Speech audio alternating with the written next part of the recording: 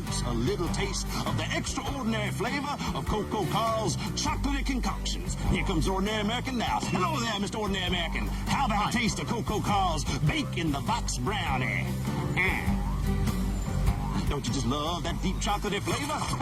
Yeah, that's really good. Thanks. He loves it. Hey, how about a sip of Coco Carl's Coco Cup?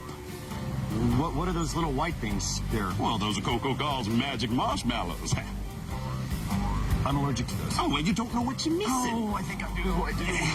Well, try one more thing here. This is Coco Carl's latest creation. Coco Carl's Big Brown Squeeze. Well, it's big and it's brown. And Yep.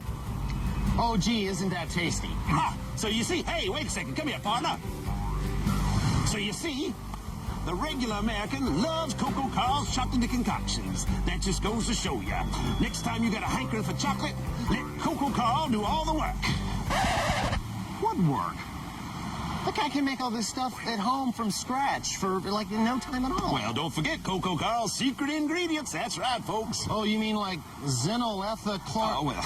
Hey, you know, the last time I saw this word, it was on the side of a paint can. But that's about all the time we have. You know, I think that maybe Coco Carl thinks we're stupid. Well, do you? Oh. Punk. Well, I guess Coco Carl just doesn't realize that as long as you've got quality cocoa powder in the pantry and sound food science in your soul, delicacies like these really can be good eats.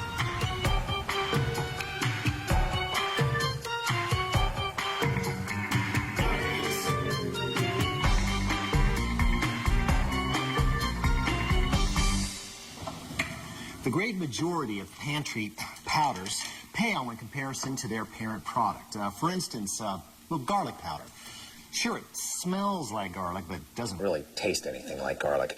This is not the case with cocoa powder. In truth, this stuff is actually the pure essence of chocolate. In fact, when utilized properly, cocoa powder tastes more chocolatey than chocolate. How can this be?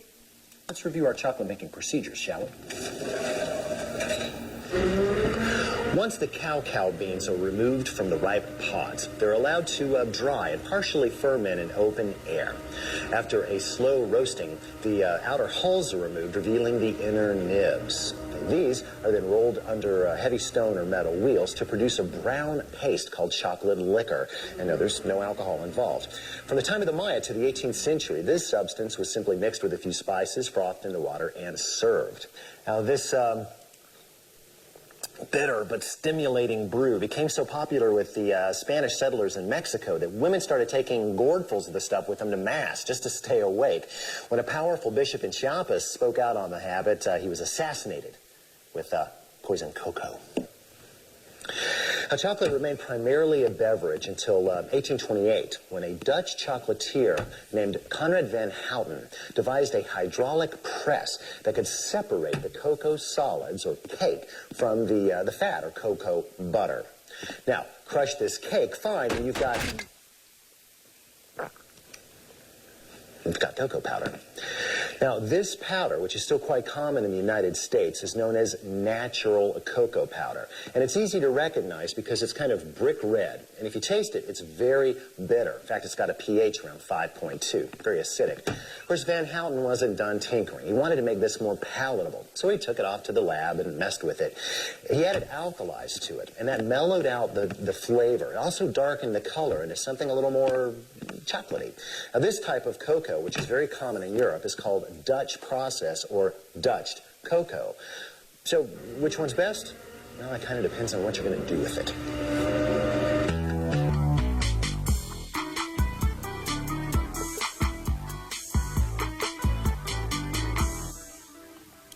In the annals of food mythology, few figures are as revered as one Brownie Schrumpf, the late 19th century baker librarian who left a baking powder out of a chocolate cake one day and was brave enough to serve the results, which eventually became this country's favorite dessert.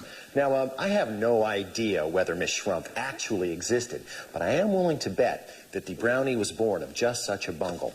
Now, you too can forget about the baking powder when making your brownies, but I don't suggest you forget the cocoa powder, because therein lays the secret. 300 degrees here, please. I know 350 is the norm, but I say easy does it for chewy brownies. And come on, what decent brownie isn't chewy? Now, as with most baked goods, pan preparation is crucial. It's especially true of brownies, which need to be de-panned while still warm and gooey so they can be cut before they get crusty on the outside and ornery. Now, you could use a nonstick pan, and we are, and you could use nonstick spray, which we are, but that wouldn't be enough because even then you could break up during exit. Of course, in this case, we're not using no stick spray because it's no stick. We're using it because it is sticky, temporarily at least.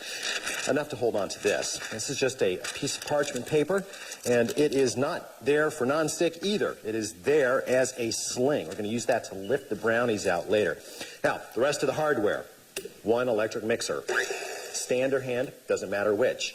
1 bowl scraper. This is the best 95 cents you will ever spend. You're also going to need 1 solitary toothpick and a sifter.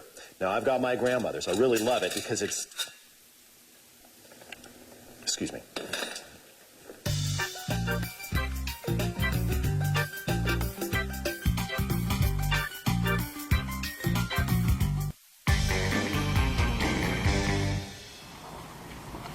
Sifting accomplishes 3 things. It breaks up the small clods that can form in things like cocoa powder. It aerates compressed powders like flour. And if used properly, it can integrate small amounts of powders like baking soda and baking powder. Mixing. What? Why say integrating when you can say mixing? Why do you always have to go for the words with the most syllables? Okay. Sifters, please. There are basically 4 sifter styles, the oldest of which is nothing more than a fine mesh basket. You add the ingredients. Oh, kind of like this? Then tap with your palm or the handle of the spoon. Spoon? You know you're not supposed to bring food or drink into the store. Yeah, I know. You know, that does a pretty good job, but it does seem like an awful lot of work. You got anything else? Excuse me. Sure. And then there are sweet-style sifters. Oh, just like my grandma. You know, she never made biscuits when she didn't break this thing out. Which is why hers were always better than yours. Well, that may be true. The problem with these is they tend to throw as much into the air as they sift. Yep, that sure does. I don't think I like that very much. Got anything else? Shaker sifters, which utilize a swivel handle rather than internal moving parts. Internal. Why did you have to say internal? Why couldn't you just say inside like normal people? You always have to use such big words. They're fast, but a bit on the messy side. Wow, that's like a shotgun. Sorry about your pants. Anything else? Then we have the spring-loaded models, which sift by moving a raking device back and forth across the screen or screens. Interesting. Like the looks of that. They're fast and a lot less messy than other models, but the problem is that the spring can wear some people's hands out before the sifting is done. Wow, look at that tight pattern. That's really beautiful. You know, being ambi-sinister, I think I'll opt for the more neoteric of the quintuplet. And although I delectate in discommoding you, I will tarry here no longer. As always, you have been supernumerary. And as always, you've been super numbing. Clean up on aisle 4 and 5. And now, let's meet the brownie software. 1.25 cups of natural cocoa powder, a cup of brown sugar, a cup of sugar, a scant ½ cup of all-purpose flour, ½ teaspoon of kosher salt, 8 ounces of melted butter, 2 teaspoons of vanilla extract, and 4 large chicken eggs. Step 1, beat these. And don't go cracking them on the side of the bowl. You're just going to drive shrapnel up into the egg, and you'll have to fish it out later. Always crack on a flat surface. Now, why bother with this step? Well, basically, eggs, when they're whole form, are kind of like a salad dressing. I mean, you've got an oily component and a watery component. And they don't like to get along with each other or anything else for that matter. By beating them, you create a kind of an emulsion. And that is going to make it much easier to integrate ingredients later on. And that means a smoother batter.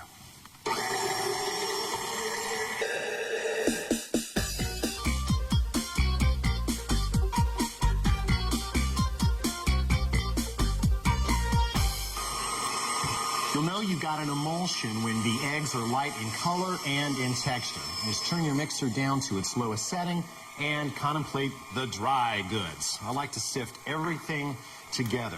The 2 sugars, the flour, the salt, and last but not least, of course, the cocoa powder.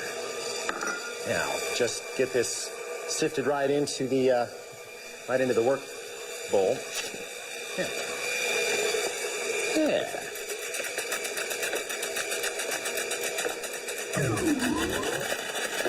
There. Now, as soon as the dry ingredients are integrated into the eggs, you can add the wet works, the vanilla and the butter. But go slow on the butter. This is just like making a salad dressing. We may already have an emulsion in there, but if you dump all the fat in at once, it's just going to pool up on top of the other ingredients. Nice and slow. You also don't want to beat this too long because you don't want to get too much air in the batter, or you'll just turn this into a cake instead of a brownie. And you never want to do this at a high speed for the very same reason.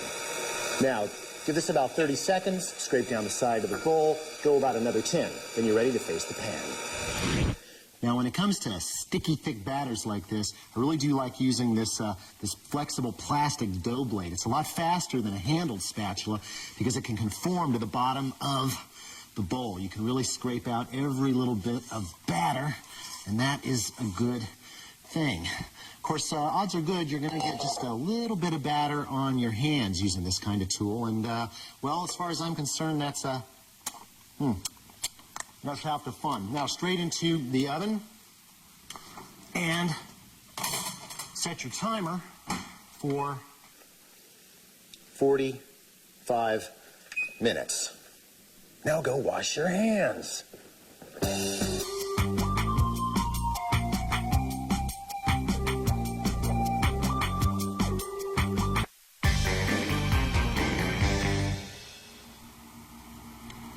Now, your average brownie recipe usually calls for at least an hour in the hot box, but I like mine on the moist side, so I usually go for 45 minutes, and then I take a core sample just to see what's going on in there.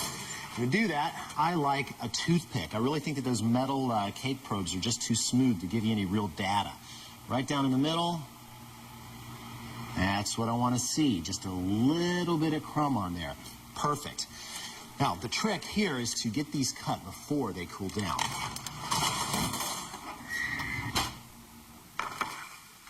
Now, if it weren't for our parchment sling here, we'd have to flip these out onto one plate and then flip again onto another, which might cause breakage. This way, they're safe. Now, when it comes to cutting, knives tend to crush and crack brownies, so I go with my pizza cutter.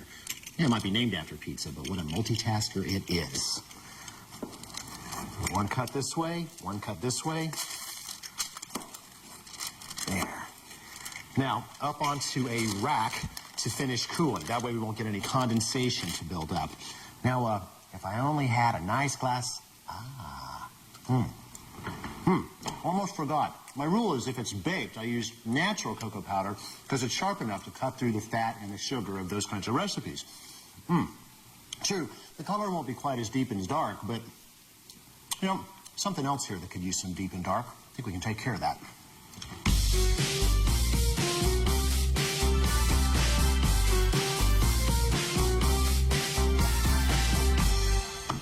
If we're going to take Coco Carl down, we're going to have to hurt him where he lives. Those everyday items that he thinks folks like us can't make for ourselves. Take this syrup, for instance. It's nothing more than a simple sugar syrup spiced up with some cocoa. The hardware, a small saucepan or a saucier, a whisk, and a squeeze bottle. Software, 3 cups of sugar and half as much water. Okay, that's a typical ratio for a simple syrup.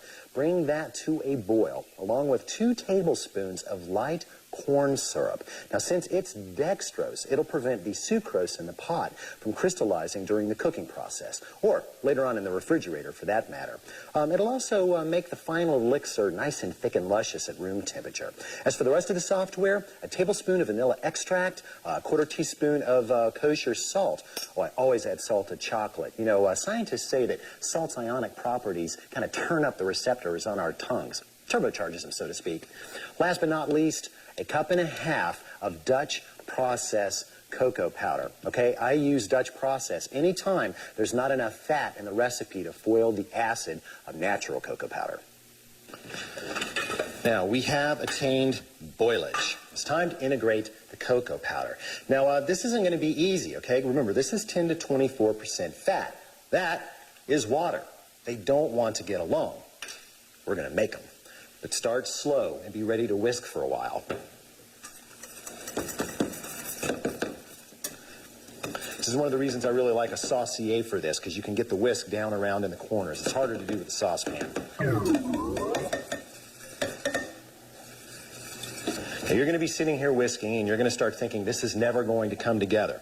Well, believe me, as soon as the cocoa butter in the cocoa powder loosens up and melts, this is going to come together into a nice smooth sauce. There, now as soon as it looks smooth, add your last ingredient, the vanilla extract. Why add this at the end? Because it's mostly alcohol, and alcohol is far more volatile than water. So if it boils too long, it'll just, well, boil out. So it's always the last thing in. Now let this come back to a boil at high heat, but watch it close. And as soon as it starts to bubble, back it down to medium heat and let it reduce slowly until thickened. How long is that going to take? Not going to tell you. There's just no way to know. Depends on the pan, depends on your cooktop. You're just going to have to pay attention. This is what you're looking for when it's done cooking. Sure, it looks a little watery now, but believe me, in just a few hours, this will set up into a perfect syrup. But now's the time to move it around if you want to. I like to keep mine in a little squeeze bottle. This is hot. This isn't. Let's keep it that way. Be very, very careful here, especially when you start the pour. You never can be sure where it's going to go. Go very, very slowly here. Now, you know, one of the best things about making your own chocolate syrup is that you get to control the ingredients. The stuff that Coco Carl puts out on the shelf, that's probably the cheapest cocoa powder he can get his hands on. You can use real quality stuff, and that's going to definitely affect the flavor of your syrup. I didn't say it was fast.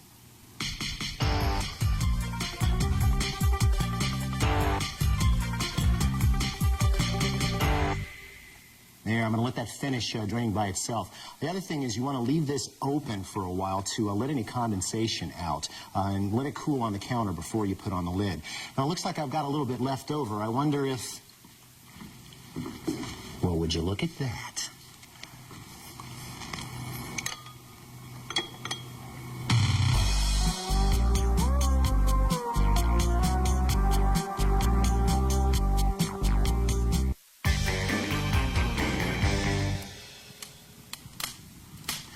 The history books tell us that at the height of his power, the household of Montezuma II consumed 50 gallons of hot chocolate a day, every day of the year.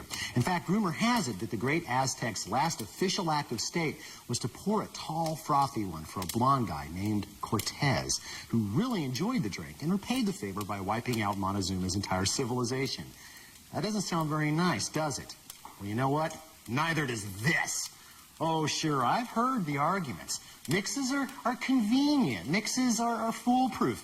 Mixes they last forever on the shelf. What you never hear anybody say is that mixes taste good. Of course, it doesn't have to be that way. You're just going to have to take responsibility for your own cocoa.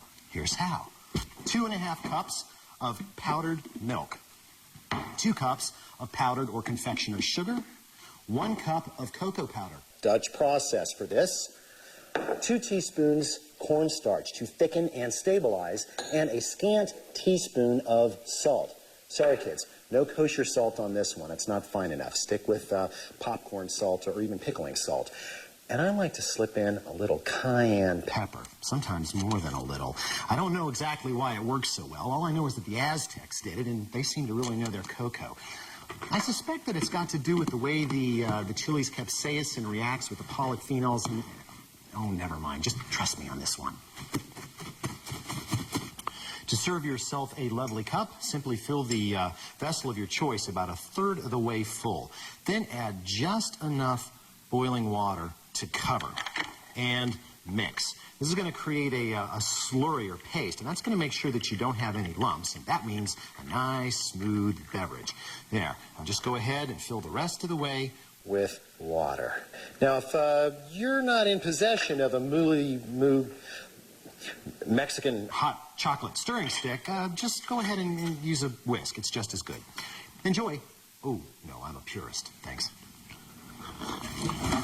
Cocoa powder, as well as mixes made from cocoa powder, will keep about 2 years in the pantry, as long as they're sealed tight and kept away from light. Of course, higher quality powders, easily distinguished by their higher prices, have more fat, so they're not going to last quite as long. Why? Because fat's oxidized.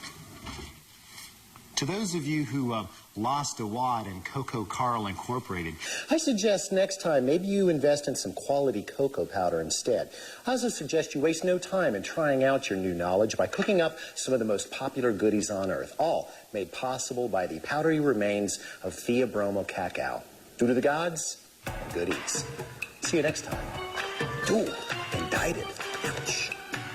Ooh.